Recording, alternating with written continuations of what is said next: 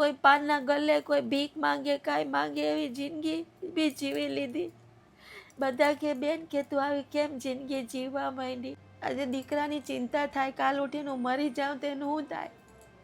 તમારી દીકરીના બચ્ચા નાના એ ભૂખા મરે. જમાઈ નથી કમાઈ શકતો.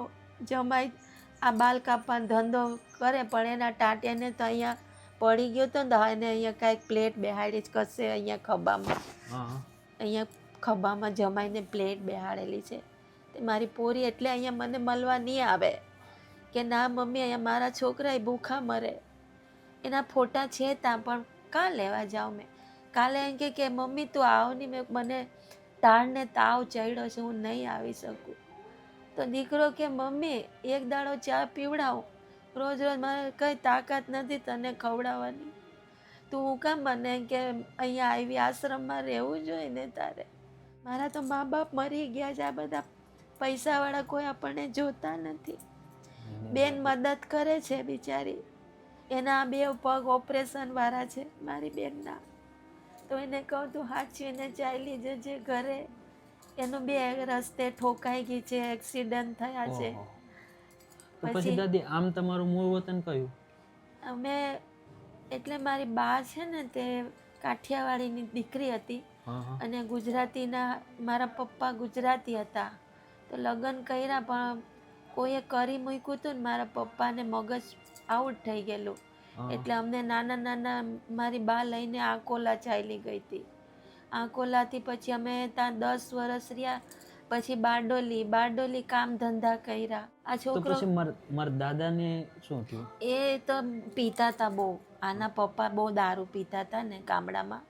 એટલે બધા ડૂબડા લોકો એને ચડાવે કે તારી વહુને કાઢી મૂક, એમ કે એને ખેતી કરતા આવડતું નથી તો કાઢી મૂક.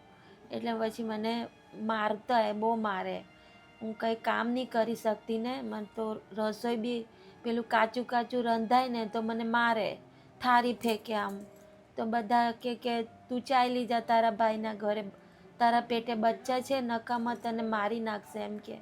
એટલે મેં સમજીને ત્યાંથી પછી અહીંયા જ મેં જીવન વિતાવી દીધું, સુરતમાં જ કામ કરીને. ઓટલા મોટા ઓટલા ધોતી. આમ આ નાનો હતો ને તો હું લોકોના ઓટલા ધોઉં. એના ઘરમાં લાખોના ભંડાર પડ્યા. હું નહીં અડકું. મને તમે ખુશીથી જે આપો એ હું લઈને આવતી રહું. જૂનું ફાટેલું ગમે તેવું આપે, હું હીવી હાંધીને મારું શરીર ઢાંકું. ખૂબ મોટી વાત કે દાદી કે અંદર જીવનમાં લાલચ નથી. બધાને કહું છું, કોઈ પાનના ગલ્લે કોઈ ભીખ માંગે કાંઈ માંગે એવી જિંદગી બી જીવી લીધી. બધા કે બેન કે તું આવી કેમ જિંદગી જીવવા માંડી. શરમ લાગે એવી રીતનું થઈ ગયું. પણ શરમ લાગે ભીખ માંગવાનું. પણ લાચાર કોને કે? દાદી હું સમજી શકું. અને મારી જિંદગી એવી બગડી ગયેલી છે, હું કરું. આજે પૈસા વગર એક ડગલું નથી. જે મારી પાસે કેટલા 50 રૂપિયા હોય તો હું પેટમાં નહીં ખાઉં ને રિક્ષાવાળા ભાઈ માટે રહેવા દઉં. કાલે બી એક રિક્ષાવાળા ભાઈને કીધું મારા ટાટિયા દૂજે છે, માસી મને નથી જોઈતા પૈસા. એને મને 20 રૂપિયા આપ્યા રિક્ષાવાળા ભાઈએ.